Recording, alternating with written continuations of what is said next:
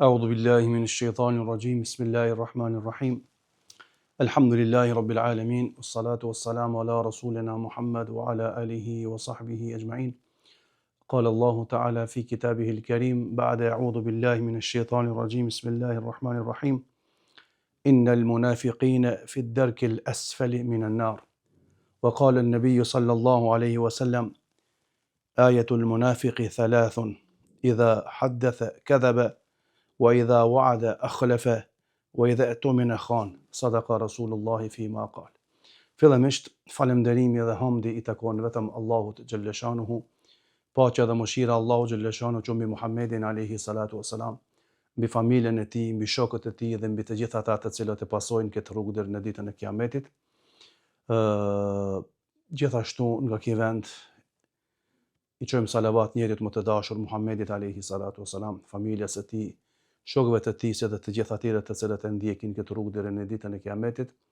Më lejoni që në fillim që përshëndes me përshëndetjen hynore Assalamu alaikum wa rahmatullahi wa barakatuhu.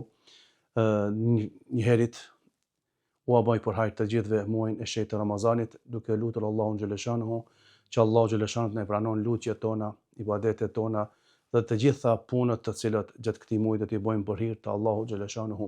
Të nderuar vëllezër, të nderuar besimtar, sot për juve kam shkëlqitur temën rreth hadithit të pejgamberit sallallahu alaihi wasallam, ku pejgamberi sallallahu alaihi wasallam flet për shenjat e munafikëve që janë tre. Islami është fe që ndërton njeriu si nga brenda ashtu edhe nga jashtë. Ai nuk mjaftohet vetëm me adhurime formale, por kërkon sinqeritet me zemër, drejtësi dhe vepra dhe ndershmëri në sjellje. Një nga rreziqet më të mëdha që kërcënon besimin e njeriu është nifaku apo hipokrizia. Për këtë arsye profeti Muhamedi sallallahu alaihi wasallam në një hadith të tij thot: Ayatul munafiqi thalatha. Se shenjat e munafikit janë tre. Idha haddatha kadhaba, kur flet gënjen. Wa idha wa'ada akhlafa, kur premton nuk e mban premtimin. Wa idha atumina khan, dhe kur besohet diçka e tradhton. Hadithi transmetohet nga dy koleksionet më të sakta, Buhariu dhe Muslimi. Kuptimi i nifakut do të thotë dyftyrsi, kurse në terminologjinë islame nifaku nuk kuptohet mos përputhjen mes asaj që njeriu shfaq dhe asaj që fsheh në zemër. Llojet e nifakut janë dy: nifaku i madh dhe nifaku i vogël. Kur njeriu shfaq besimin, por në zemër nuk beson fare. Domethënë ky nifak njeriu e nxjerr nga feja, për këtë lloj flitet më së shumti në Kur'anin famular. Kurse nifaku i vogël, kur njeriu beson por vepron me sjellje të munafikëve. Hadithi që po trajtojmë flet pikërisht për këtë lloj. Ky nifak nuk e nxjerr nga feja, por është shumë i rrezikshëm. Gënjeshtra në të folur. Muhamedi sallallahu alaihi wasallam e vendos gënjeshtrën si shenjën e parë, sepse ajo është baza e çdo të keqe. Munafiku nuk ka ndjeshmëri ndaj së vërtetës. Forma të gënjeshtrës. Gënjeshtër për interes personal. Domethënë e ke një interes personal dhe tash ti duhesh që të gënjesh që të arrish atë për të cilën ti don të arrish. Pastaj gënjeshtër për të dukur më mirë. Domethënë gënjeshtër për të dukur të njerëzit tjerë pak më mirë. Pastaj gënjeshtër për të shmangur përgjegjësinë ose gënjeshtër që dëmton të tjerët. Islami e konsideron të vërtetë si shenjë të besimit, ndërsa gënjeshtërën si shenjë të hipokrizisë. Pastaj thirrja e premtimit. Premtimi është marrëveshje morale dhe fetare. Kur dikush premton, ajo lidhet jo vetëm me njerëzit, por edhe me Allahun. Munafiku premton pa menduar. A ke pa dikush në popull kur gënjen shumë dhe njerëzit thonë, "Ej, lene se kia është njëri që gënjen." Domethënë premton pa menduar, premton për si e faqe dhe nuk ndjen faj kur nuk e mban fjalën. Kurse besimtari premton pak, përpiqet maksimalisht ta mbajë fjalën dhe kërkon falje nëse nuk ja del, domethënë atë që e ka premtuar kërkon falje se nuk ka mujt ta krijë. Pastaj tradhtia e amanetit. Amaneti është çdo gjë që i besohet njeriu, pasuri, detyr, sekret apo përgjegjësi familjare apo shoqërore. Munafiku e përdor amanetin për interes personal, nuk i ruan sekretet që dikush ja ka dhënë një sekret, ai nuk e ruan, apo shpërdoron përgjegjësinë.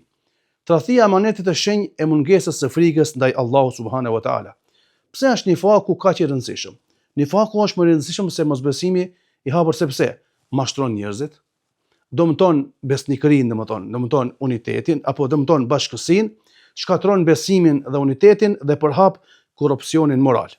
Prandaj Allahu xhaleshanuhu në Kur'an në ajetin e parë të cilin e citova, innal munafikina fi ad-darkil asfali minan nar, se Allahu xhaleshanuhu thotë se me të vërtet munafiqët do të jenë në një shkallë më të ulët të zjarrit të xhehenemit. Qëndrimi i sahabëve në lidhje me nifakun. Sahabët, edhe pse ishin njerëz më të mirë pas profetëve, kishin shumë frikë nga Allahu xhaleshanuhu dhe ata nuk ishin të sigurt për veten dhe gjithmonë kontrollonin sjelljet e tyre. Kjo na mëson se besimtari i vërtet nuk është i vetkënaqur, por gjithmonë përpiqet të përmirësohet. Domethënë për çdo ditë përpiqet që të përmirësohet nga vetja e tij. Mesazhi aktual i hadithit në kohën tonë nifaku shfaqet shpesh në forma moderne. Dyftërsi në shoqëni. Me ti tjetër, pastaj masi të kaloj me ti te tjetri fol për ti. Pastaj premtime e boshe, mashtrim në punë, tradhti e përgjegjësi publike. Ky hadith mbetet vetë shumë aktual dhe është thirrje për moral të pastër. E si të ruhemi ne si musliman ndaj nifakut? Më së pari të jemi të sinqert me veten tonë, të flasim të vërtetën, të mos premtojmë, let të ruajmë amanetin, të bëjmë dua për zemër të pastër dhe të kemi frikë nga Allahu subhanahu wa taala në fshehtësi. Domethënë, kur askush nuk të sheh ti të kesh frikë Allahun xhaleshanuhu. Shembuj nga jeta jonë që lidhen me hadithin e munafikut është gënjeshtra në jetën e përditshme. Për shembull, një nxënës thotë: "Nuk e bëra detyren sepse isha i sëmur." Ai në realitet nuk ka qenë i sëmur, po ka dashur të luje apo ka dalë me shokët dhe çka i ka thonë arsimtarit ose profesorit, nuk ka mujt me mësua se kam qenë i sëmur. Ky është një shembull i vogël për që tregon gënjeshtër për të shmangur përgjegjësinë, mungesë sinqeriteti edhe një shenjë që ngjan sjelljes së munafikut. Premtimet që nuk mbahen. Shembull, një person thot, do të vi nesër, patjetër, por as nuk vjen, as nuk lajmëron, ose do ta kthej borxhin javën tjetër, por e shtin pa arsye. Domethënë javën tjetër, muajin tjetër, domethënë nuk cakton datë. Çka janë këto? Janë premtime boshe, mungesë përgjegjësie, dëmtim të besimit mes njerëzve. Tradhtia e amanetit në punë. Shembull, një punonjës paguhet për 8 orë punë, por vjen me vonesë, ikën më herët apo kalon në kohë me telefon. Çka bën ki? Ka tradhti e përgjegjësisë, shpërdorim i amanetit dhe sjellje që bie ndesh me moralin islam. Edhe nëse personi falet, agjiron, kjo vepër është e rrezikshme. Dyftësia në shoqëri, një person përballë të lavdron kurse pas shpinë të përgojon. Kjo është mungesë sinqeriteti, hipokrizi shoqërore dhe prishje e marrëdhënieve. Fetar vetëm në sy të tjerëve, në xhami shifet duke u falur, jashtë xhamisë gënjen, mashtron dhe ofendon. Kjo është rrezik i madh sepse feja bëhet vetëm me pamje, zemra mbetet bosh dhe kjo i ngjan nifakut të përmendur në hadith. Islami kërkon përputhje mes adhurimit dhe sjelljes. Tradhtia e sekretit. Shembull, dikush të tregon një sekret dhe thotë, mos ja tregoa askujt këtë sekret, por ti e tregon si thashë thamë. Kjo është tradhtia e amanetit, prishja e besimit dhe sjellja e nifakut.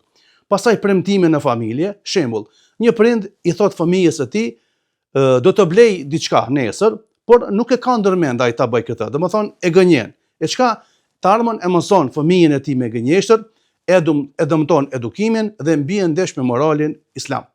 Kurse në rrjetet sociale, shembull, dikush poston fjalë fetare, ajete dhe hadithe, por në realitet është fyen, mashtron dhe përgojon. Edhe kjo është një hipokrizi moderne.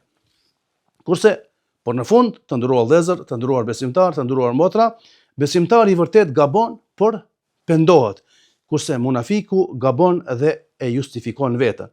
Lutim Allahun xhaleshanuhu të na bëjë për njerëzve të sinqert, të drejtë dhe të besueshëm. Aqulu qawli hadha wastaghfirullaha li wa lakum fastaghfiruhu yaghfir lakum innahu al-ghafurur rahim walhamdulillahi rabbil alamin. Al-Fatiha.